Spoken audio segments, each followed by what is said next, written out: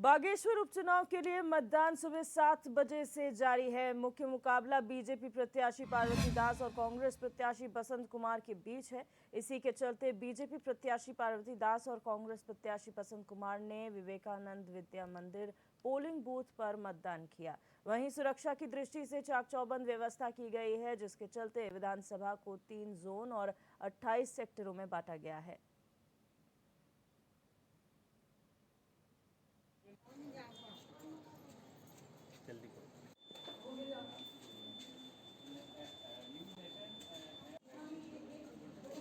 वे भाई सबका विकास हो, सब गरीबी दूर हो लोगों की, है ना। और जो है देश का विकास हो। महंगाई के साथ साथ सैलरी भी बढ़ रही है, तो सैलरी बढ़ तो अपने आप महंगाई तो होना ही होना है। तो अगर सस्ता ही लेना है तो या तो फिर बोलिए कि हमारी तनख्वाह भी कम कर दीजिए। क्यों? मुद्दे हमारे जो मूलभूत आवश्यकता हैं, जैसे बेरोज़गारी है और सबसे ज़्यादा महंगाई के मुद्दे पर हम यहाँ पर वोट करने आए हुए हैं। और जिस तरह लगातार हमारा युवा वर्ग कमज़ोर होता जा रहा है, तो इस कमज़ोर वर्ग के द्वारा हम कैसे अपने अच्छे भारत की हम स्वप्न देख सकते हैं, मुझे बड़ा आश्चर्य होता है कभी कभी सोचकर। और जिस तरह से पब्लिक के ही पैसों द्वारा, पब्लिक पर जिस तरह का उनके स्वतंत्रता की अवहेलना की जा रही है हर मोड़ पर, इसको देखते हुए हम कर रहे हैं ताकि हम अपने मूलभूत अधिकारों तो कम से कम हम बचा सकें।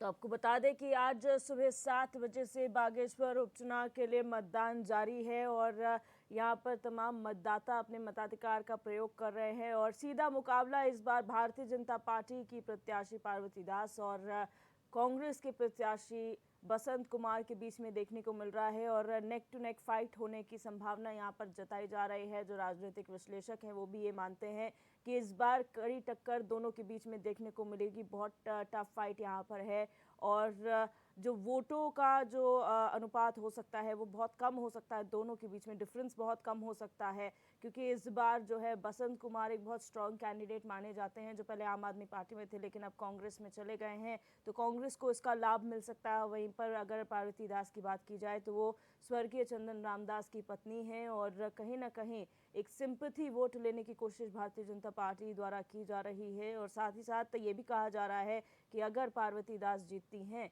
तो जो स्वर्गीय चंदन रामदास के किए हुए कार्य हैं उन्हें आगे बढ़ाया जाएगा। जो वो अपने कार्यकाल में नहीं कर पाए, पार्वती दास द्वारा उन्हें आगे बढ़ाया जाएगा। तो कहीं ना कहीं दोनों ही पार्टियां जनता को साधने की कोशिश में लगी हुई थी प्रचार प्रसार के दौरान। लेकिन आज दिन है जब इन तमाम जो मतदाताओं का जो वोट है वो ईवीएम में कैद हो जाएगा। इन प्रत्याशियों की किस्मत का फैसला ईवीएम में कैद हो जाएगा। 8 तारीख को नतीजे हैं और देखना दिलचस्प होगा कि इस बार बागेश्वर की जनता ने किसे चुना है। क्या इस बार बदलाव चाहती है जनता, या फिर जो बीजेपी जिस तरह से कह रही थी कि स्वर्गीय चंदन रामदास के किए हुए कामों पर जो है जनता वोट डालेगी, वो एक बार फिर चरितार्थ होता हुआ नजर आता है।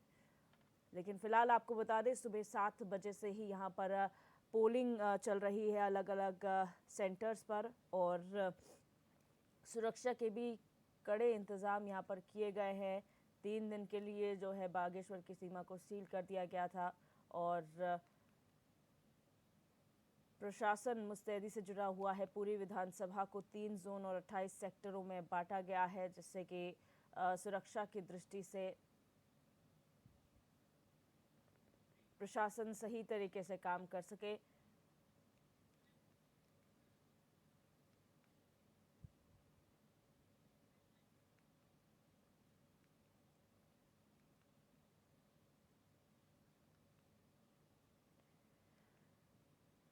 तो आपको बता दें कि आज सुबह 7 बजे से पोलिंग चल रही है और इसी क्रम में बीजेपी प्रत्याशी पार्वती दास और कांग्रेस प्रत्याशी बसंत कुमार ने विवेकानंद विद्या मंदिर पोलिंग बूथ पर मतदान किया है और अपने मताधिकार का प्रयोग ये दोनों प्रत्याशी कर चुके हैं। जनता लगातार अपने घरों से निकलकर वोट कर रही है। आज 5 सितंबर है और 5 सितंबर के दिन जो है वोटिंग चल रही है। आप देख सकते हैं अलग अलग केंद्र यहाँ पर बनाए गए हैं। 188 पोलिंग स्टेशंस हैं जहां पर आज मतदान किया जा रहा है। सुबह 7 बजे से ये मतदान चल रहा है और जनता अपने मताधिकार का इस्तेमाल कर रही है और काफ़ी दिलचस्प ये चुनाव होने वाला है, क्योंकि जो टक्कर है सीधी सीधी भारतीय जनता पार्टी और कांग्रेस के बीच में देखने को मिल रही है, जहां पर दोनों ही कैंडिडेट्स अपने अपने मायने में जो हैं वो एक दूसरे पर अपनी बढ़त बना सकते हैं, क्योंकि पार्वती दास स्वर्गीय चंदन रामदास की पत्नी है। तो कहीं ना कहीं एक सिंपैथी वोट जो है वो भारतीय जनता पार्टी ने लेने की कोशिश की है उन्हें अपना प्रत्याशी बनाकर। तो वहीं दूसरी तरफ बसंत कुमार की अच्छी खासी पकड़ क्षेत्र में मानी जाती है। वो पहले आम आदमी पार्टी से थे लेकिन अब वो कहीं ना कहीं कांग्रेस में आ गए हैं। तो ऐसा कहा जा सकता है कि उनके अपने समर्थकों के साथ साथ जो कांग्रेस का वोट बैंक है वो कहीं ना कहीं उनके पाले में आ सकता है। और बसंत कुमार इसलिए भी काफ़ी टफ कॉम्पिटिटर माने जाते हैं क्योंकि पिछले बार जो चुनाव हुआ था उसमें बहुत कम मार्जिन से यहाँ पर उन्होंने माफ़ कीजिएगा, उन्होंने हार देखी थी, लेकिन मार्जिन जो था वोट्स का वो बहुत कम था।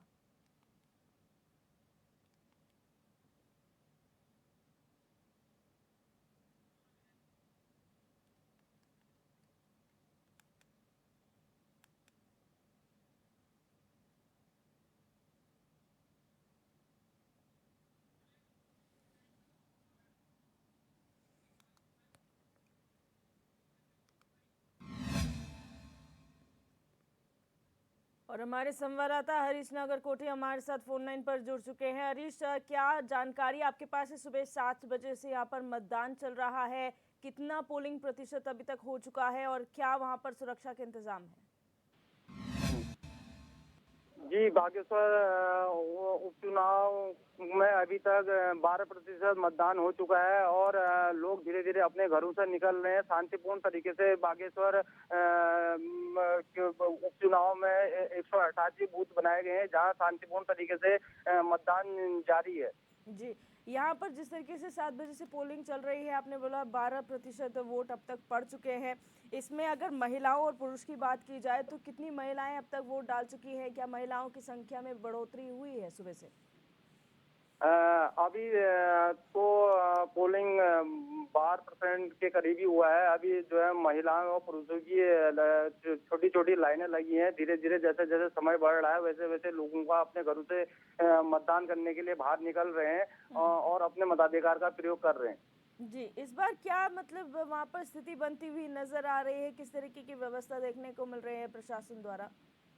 प्रशासन द्वारा मतदान को शांतिपूर्ण और सुव्यवस्थित कराने के लिए हर संभव प्रयास किए गए हैं। खुद जिला प्रशासन और कमिश्नर कुमाऊं मतदान स्थलों पर जा रहे हैं और निरीक्षण कर रहे हैं।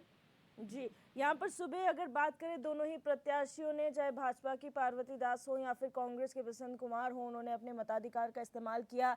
क्या उन्होंने कहा है? कितने उत्साहित दोनों नजर आ रहे हैं? जी हाँ, यहाँ मुख्य मुकाबला भाजपा और कांग्रेस के मध्य ही देखने को मिल रहा है। इस बार बसपा और आप जो है इस उपचुनाव में हिस्सेदारी नहीं कर रहे हैं, जिस कारण सीधा मुकाबला कांग्रेस और भाजपा के मध्य यहाँ देखने को मिल रहा है। जी अच्छा, अन्य दलों की बात की जाए तो यहाँ पर सपा भी चुनाव लड़ रही है, यूपीपी भी चुनाव लड़ रही है और यूकेडी भी चुनाव लड़ रही है। तो कांग्रेस और बीजेपी में सीधा टक्कर है, लेकिन इसके अलावा जो दल है कितनी पकड़ उनकी नजर आ रही है क्षेत्र में? जी, इसके अलावा बसपा ने तो इस बार चुनाव मैदान में बसपा और आप नहीं है। इसके अलावा सपा और यूकेडी चुनाव मैदान में है। इसके अलावा एक उत्तराखंड परिवर्तन पार्टी भी यहाँ चुनाव मैदान में है। लेकिन जो है ये देखने वाली बात होगी कि बसपा और आपके चुनाव मैदान में नहीं होने से बसपा और आपका जो वोट बैंक है वो किस ओर करवट बदलता है और जिस ओर वो वोटें जाएंगी निश्चित तौर पर विजय उसी को मिलेगी। जी, बहुत शुक्रिया जानकारी के लिए हरीश। और खबर